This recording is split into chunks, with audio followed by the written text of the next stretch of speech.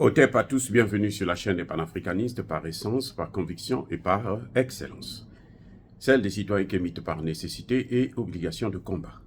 Nous sommes une chaîne qui n'est guidée que par nos ancêtres et rien que par les ancêtres qui appartiennent à l'égrégore du monde noir.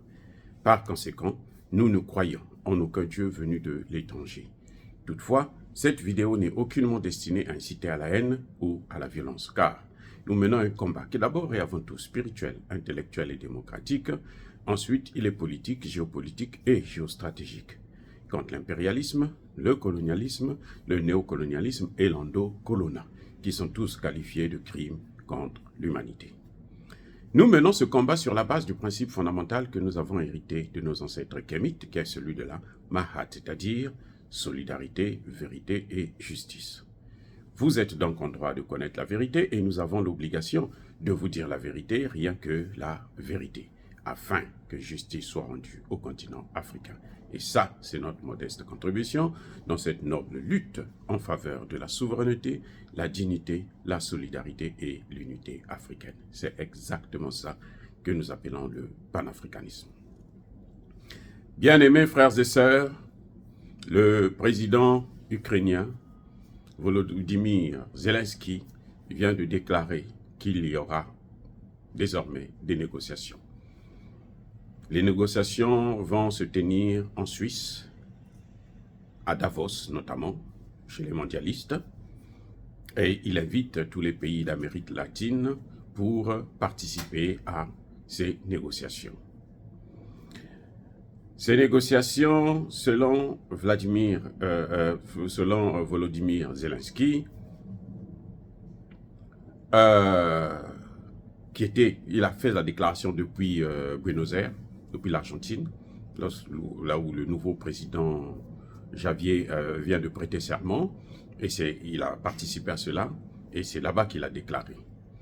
En tout cas, Zelensky reconnaît sa défaite, d'une manière ou d'une autre, il reconnaît sa défaite. Il veut le soutien de la communauté internationale. Mais de quelles négociations parle-t-on? Déjà, je vous ai dit, les négociations vont se tenir le 14 janvier prochain, 2024, ou en Suisse, ou à Davos. Là, déjà, lui, il ne participe pas, il participe en téléconférence, et il y a déjà eu des négociations en octobre dernier. Eh oui, en octobre, là, il y a eu des négociations à Malte. Il y a eu 70 pays qui étaient représentés. Il y avait les Nations Unies et l'Union européenne. Devinez quoi? Il n'y avait pas la Russie. Donc, les négociations entre eux, en fait, ils mobilisent la communauté internationale pour aller contre la volonté de la Russie. Pour aller contre la Russie. Est-ce qu'on appelle ça négociation? Négociation, là, quand on parle de négociation, ce sont les deux adversaires qui doivent se rencontrer. Oui. À travers d'abord leurs représentants et peut-être plus tard, eux-mêmes, ils doivent se rencontrer. Yasser Arafat s'est assis avec Ishaq Shamir pour avoir les négociations, alors que Yasser Arafat était l'homme le plus recherché au monde. C'était un terroriste reconnu par la communauté internationale, pas par moi, par la communauté internationale. C'était un vrai terroriste. Mais puisqu'il fallait la paix en Palestine, les deux parties se sont assises. Là, il y a eu une forte délégation. Les Nations Unies sont là, l'Union européenne. Les Nations Unies connaissent la procédure, les gars. Donc, s'ils arrivent à faire ça, c'est qu'ils ne veulent pas les négociations. C'est qu'on veut seulement demander à la communauté dite internationale, autoproclamée internationale, d'imposer leur volonté à la Russie, d'imposer la volonté de l'Occident, parce qu'en fait, la guerre, c'est qui? C'est l'Occident et les BRICS, en quelque sorte, la Russie et la Chine, et l'Iran, et... oui, donc, ça pose un problème sérieux, hein, ça pose un problème. Et que demande Zelensky? Zelensky demande que la Crimée puisse lui revenir, que les territoires occupés puissent revenir, hein, donc que la Russie se retire seulement. Il n'y a plus d'histoire, Il n'y avait pas eu un précédent, il n'y avait jamais eu de problème, on peut s'en foutre, le reste, bon, c'est malhonnête. Pour moi, je trouve que c'est malhonnête. Si on veut des négociations, on doit parler avec l'adversaire. En principe, il n'avait même pas besoin de toute la communauté internationale. On a besoin du médiateur et les deux parties. Voilà ce qu'il faut. Or, si le médiateur c'est Davos, vous imaginez, c'est le monde, et le monde c'est l'Occident. Donc, on sait déjà que ça n'aboutira à rien. Et c'est ça qui est dommage, parce que des gens meurent en Ukraine, des gens meurent en Russie. Il faut arrêter cette hémorragie. Il faut être plus sérieux pour aller vers des véritables négociations où les deux parties vont s'asseoir et regarder ensemble la protection, les intérêts des uns et des autres.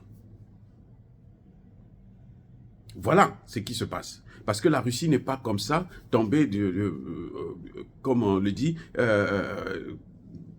a pris une folie et puis attaqué un pays. Non. La Russie n'est pas... La Russie est rentrée là, ce qu'elle appelait opération spéciale, elle a des objectifs. Et il y a des causes. Maintenant, il faut voir ces causes-là. Comment on peut régler ces causes? Aujourd'hui, l'Ukraine est assis et tendue et attend la décision de la Hongrie. C'est la Hongrie qui est en train de freiner l'entrée de l'Ukraine dans l'Union européenne. Sinon, l'Ukraine serait déjà acceptée. Alors que c'est ce que, justement, Poutine ne voulait pas avant la guerre. Que s'il rentre dans l'Ukraine, dans l'Europe, il rentre dans l'OTAN, et l'OTAN va amener des missiles aux portes de la Russie. C'est ce que, justement, les gars ne veulent pas. Alors, qu'est-ce qu'il faut faire? On ne peut pas regarder un seul côté et prétendre négocier pour régler le problème. Non, on veut négocier, on doit regarder les intérêts des deux parties. Quels sont les intérêts des Russes? Quels sont les intérêts des Ukrainiens? C'est ça, ce que moi j'entends par négociation. Et puis maintenant, on essaie de balancer. Chacun fait quelques concessions et puis on avance jusqu'à ce qu'on s'entende sur une limite, sur un accord. Et c'est ça qu'on appelle la négociation. Dire cela, c'est inciter à la haine ou à la violence. Non, il y a colère, veille, encore une fois de plus, bien-aimés frères et sœurs, je persiste et je signe. Soyez bénis, abondamment bénis par le Dieu des Kémites et par nos ancêtres angélisés. Mais que tous ceux qui persécutent le continent africain le pillent et le déstabilisent, qu'ils soient noirs, blancs, chinois, arabes, indiens, juifs ou qui qu'ils soient punis, maudits, foudroyés, neutralisés, écrasés, effacés par ce Dieu des Kémites et par nos ancêtres angélisés. Vive l'Afrique éternelle. J'ai dit, hey, j'assume.